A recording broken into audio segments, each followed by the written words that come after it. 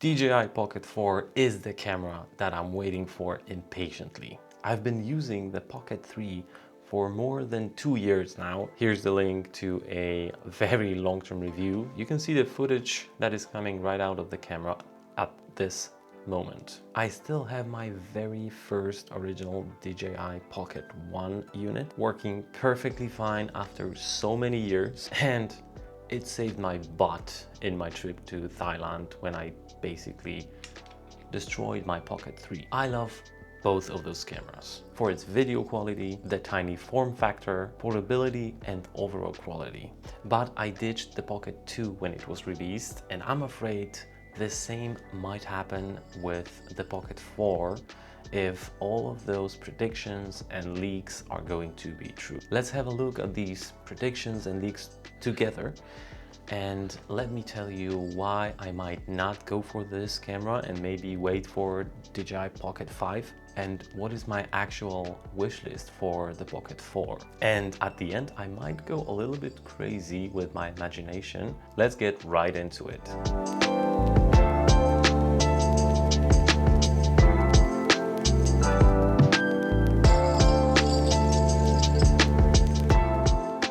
A little disclaimer at the beginning, don't quote me on any of these findings because I don't have any trust in these weird websites that I looked through to make the research for this video, but I gathered the most probable and most reasonable predictions that describe possible DJI Pocket 4. Unfortunately, there is a lot of weird YouTube channels and websites that are basically clickbaits, and I am sure you have enough of them. So let's just talk about something that actually makes sense.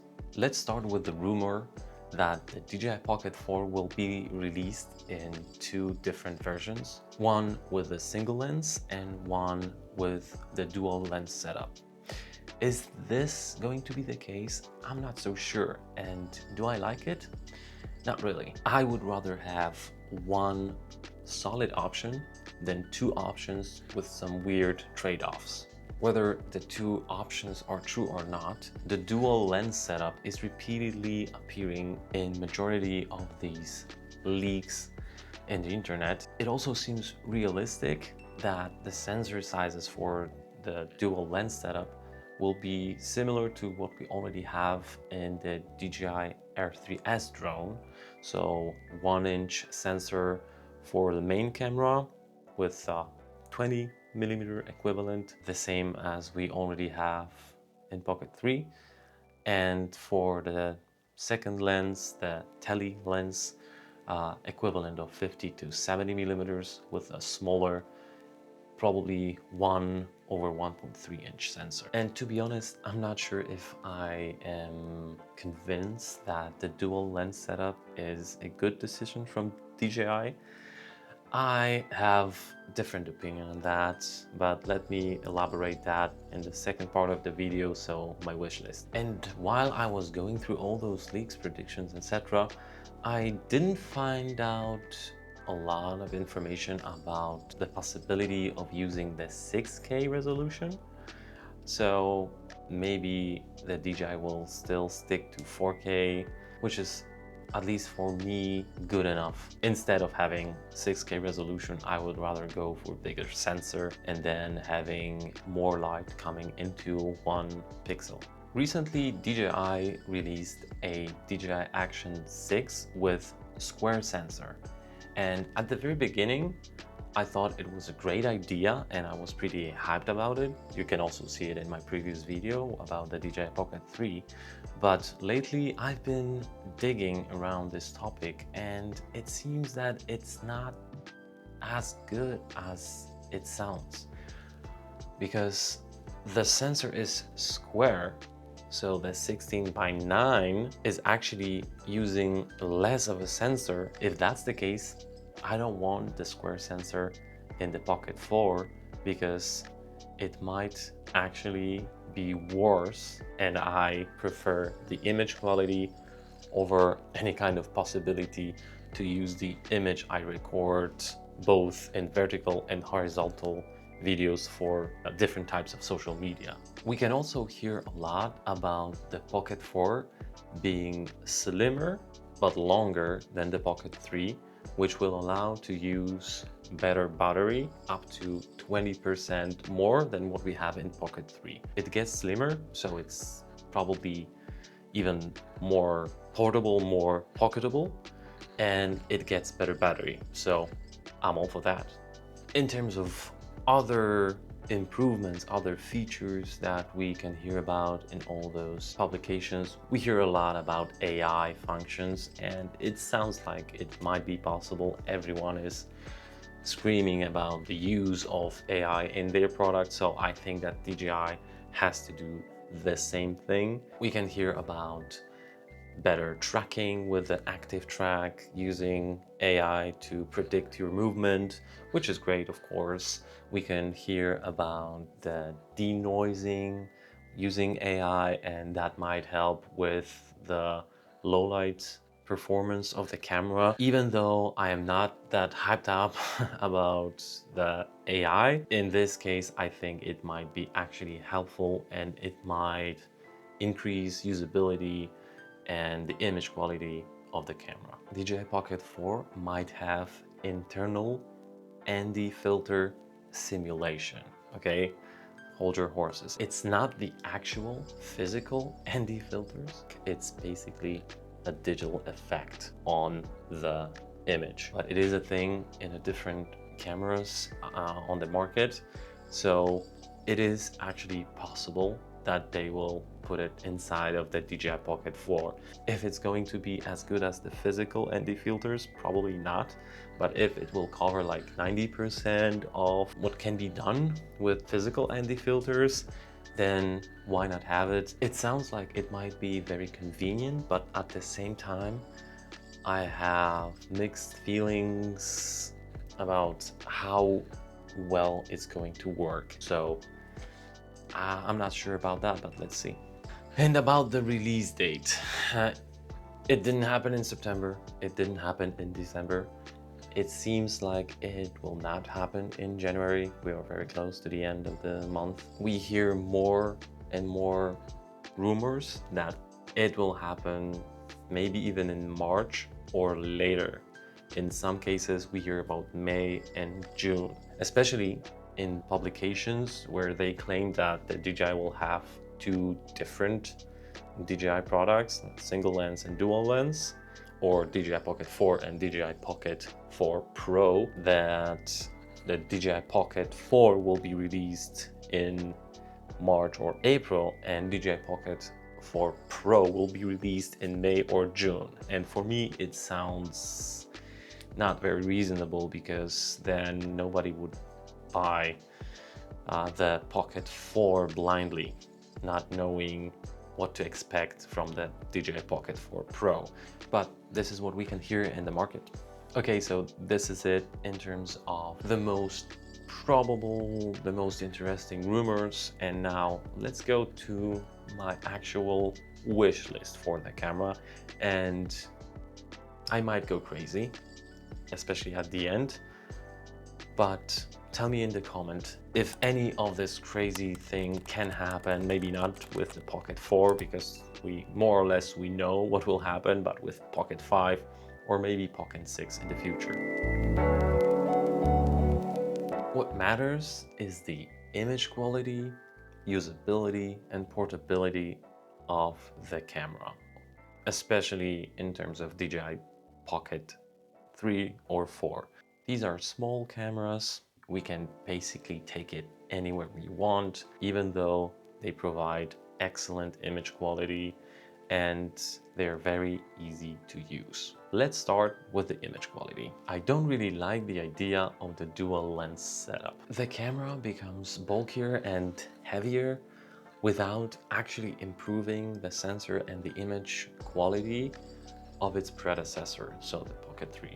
I would rather focus on improving the sensor that is already in the Pocket 3 and maybe go for the micro 4/3 or 1/4 of an inch CMOS sensor, the exact one that we already have in Mavic 4 Pro, the drone.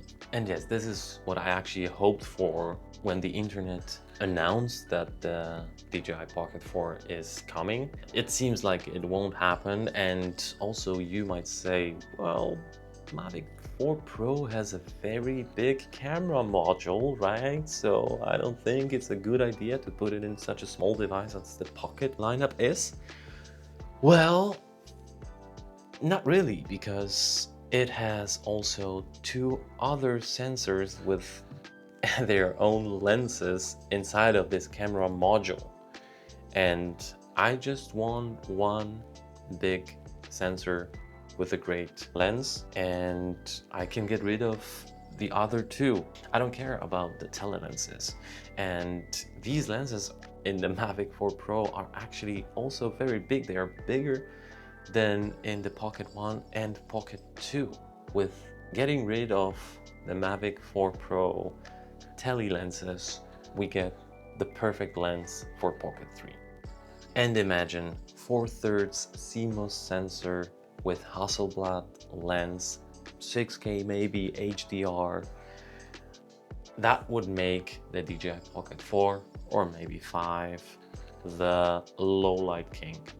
Okay, and now let's go to usability. We can still stick to the sensor and lenses. I understand the need of having dual lens setup. I understand that it might be useful to be able to quickly switch between one focal length to another. But in my opinion, as I said before, it makes the camera bulkier, heavier, without actually improving the image quality coming from a sensor. And with the telephoto, we have even worse quality because of even smaller sensor. Instead of that, why don't we use the 4/3 sensor with the Hasselblad optics? But why not having an optical zoom lens? Why DJI ditch this idea? We used to have it in Mavic 2 zoom. No wonder that nobody actually liked the idea at the time. It was probably 2018 or something, because they released two different options. One was Mavic 2 with 1 inch, and then Mavic 2 zoom with 1/2.3 inch sensor, which is crazy bad. Comparisons between those two definitely must have been in favor of Mavic 2 instead of Mavic 2 zoom.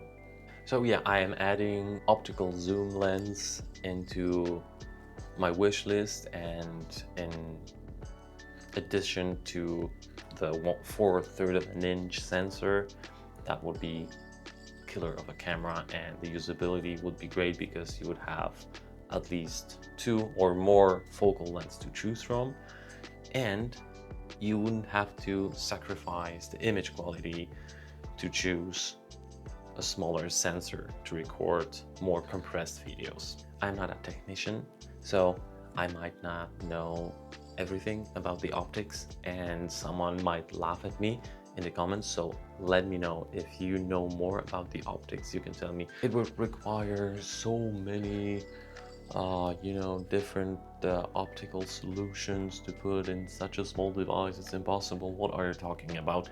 Let me know in the comment, okay? Okay, but maybe I went too crazy with the zoom lens on the Pocket device. But what about a tighter field of view? Right now, both in Pocket 2 and Pocket 3, we have around 20 millimeters. The field of view is pretty wide, and to be honest, I definitely preferred the field of view of DJI Pocket 1. It was the equivalent of 26 millimeters there, and to be honest, I definitely preferred how the background behind my wife's face or my face when I was recording us looked more compressed behind us. So why not, instead of having two different lenses with one better and one smaller sensor, why not have a tighter optics, right? Maybe 24 millimeters. Maybe we can find a sweet spot between 20 and 26. Think about it, DJI. I am sure that a lot of you will tell, yeah, right. And how are you going to record yourself, the talking head, while you're holding the camera and filming yourself? How are you going to do that with 26 millimeters, with 24 millimeters equivalent? How are you going to do this? It has to be 20 millimeters because then you would only see your eyes instead of the full face. But actually the camera, this camera now, the 20 millimeters equivalent, the DJI Pocket 3, it's not even the full arm length from me, and you can see quite a lot. And I'm also using the breathing compensation, so it crops a few percent. I don't know exactly what is the number. I think that we still have the room to make it a smaller, tighter field of view, like we used to have in Pocket 1. And to be honest, I didn't choose the Pocket 2 mainly because of that. I didn't like this action look of the DJI Pocket 2, especially that the sensor side was also not much bigger than in the Pocket 1. In Pocket 3, the field of view is the same as in Pocket 2, but this camera has way much more to offer, and it was so different, and it was so great at the time, so I had to choose it. But if not the zoom lens, and if not the tighter field of view, I have another idea, and we're skyrocketing into the clouds with my imagination. What about inbuilt interchangeable lenses that are somehow rotating around the sensor of the camera? I know that in smartphones they don't have enough space for that. That's why they have those really tiny sensors and then really tiny optics lenses for that. But here we have quite a lot of space still. If they will go for the dual lens setup, it looks ridiculous on those screenshots, the leaks, the rumors that we find in the internet. So why not have, again, one enormously big sensor and then build something around the camera, whether it will be a zoom lens, whether it will be a 3 or 2 lenses that are actually traveling around the sensor, whatever. Just make the sensor big and give us, if you need to give us more lenses or more possibilities of filming in different focal length, then think of more original, better features than the dual lens, okay? And in the first part of the video, I already told you that there are some rumors that maybe DJI will use the ND filter simulation, the digital ND filters. But I might go crazy here again, but I would rather have inbuilt physical ND filters. I know, it sounds crazy. Even the big full frame cameras does not have it, but you know, it's my imagination, it's my video, I can do whatever I want, okay? But let me know in the comments if you think it's actually doable. What about Micro Four Thirds? What about the zoom lens? And what about an inbuilt ND filters? How big it would have to be? The reason why I really don't like this really small ND filters that you attach to the camera is because it's very finicky to use them, especially when you're outside and you have filthy fingers and then you touch it, and of course by mistake it slipped, and then you put both of your fingers on the both sides of the ND filter, and then you have to clean it with your shirt. Maybe the fabric isn't good for it, maybe you were actually putting some scratches on it. So I hate using these, even though with the Pocket 3 I have a variable ND filters and it's magnetic, so it's quite easy to use, but sometimes I have to switch it for the bigger stop range from 5 to 12 or something like that instead of 1 to 5. I would love for any company to create a variable ND filters with a stop range from 3 to 7. But while we're talking about the ND filters and, coloring the image, a question to DJI: why didn't you introduce the color reproduction for the D-Log M in DJI Pocket 3 yet? I am hoping that you just left it for the DJI Pocket 4 release and then you'll actually fix it. Or maybe even color reproduction plus some LUTs you can actually upload to the camera. I saw it in maybe higher end cameras, but Pocket 3 isn't that cheap actually. So think about that, DJI. And maybe again, we are getting too deep into my imagination. We are going back to the clouds, but what about having a fourth axis within the gimbal? We have 3-axis gimbal, right? But whenever we are doing this step, it's actually visible. So what if we will introduce another motor there, another part of the gimbal? Why not have the 4-axis gimbal? Of course, you can use it with the flashlight mode. It somehow mitigates this movement. You can ninja walk, but why not have a fourth axis?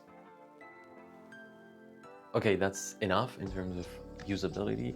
Now let's switch to the third part of my wish list, which is portability. And if some of you watched my DJI Pocket 3 review, you know that I hate DJI Pocket 3's case, okay?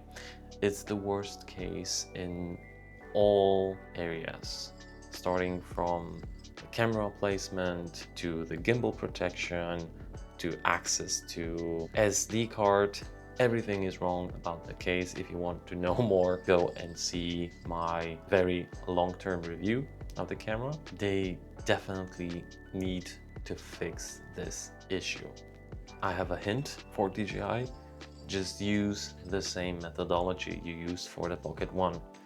It was perfect. The gimbal was protected, the screen was protected. There was an easy access to SD card and easy access to the power plug and everything. And it was better protected because there was a strap that hold the camera inside of the case. Let me know in the comment if you also had similar issues with the case. And I already told you in the first part of the video that there are some rumors that the DJI Pocket 4 would be slimmer, taller, with a bigger battery. I'm all in for that. I think they actually gave us a taste of that by giving us this small attachment for the DJI Pocket 3, which adds the 1/4-inch screw mount at the bottom and changes the USB-C input to the back of the camera. And I think that instead of giving additional module to that, you can make it bigger exactly within the length of this additional module to give us more battery, to give us this 1/4-inch thread, and the USB to be in whatever place as long as the case won't interfere with the USB or with the SD card. That would be it in terms of all these rumors, leaks, etc. in terms of my wish list. Let me know if you found out something that I didn't cover in this video, and let me know also if you think I went too crazy with all my ideas, or maybe the producers are actually lazy. They don't think of some kind of new solutions, or maybe the technology isn't there and maybe that would make everything too big and we need to stick with 1-inch sensor, maybe 1-inch sensor plus 1 or 1.3-inch sensor as an additional sensor, and basically not having anything better than we already have with the Pocket 3, not giving us a better image that is coming out of this small camera, which I really counted for Pocket 4. But I don't think it will going to happen. Thank you very much for watching till the end, and see you in the next one.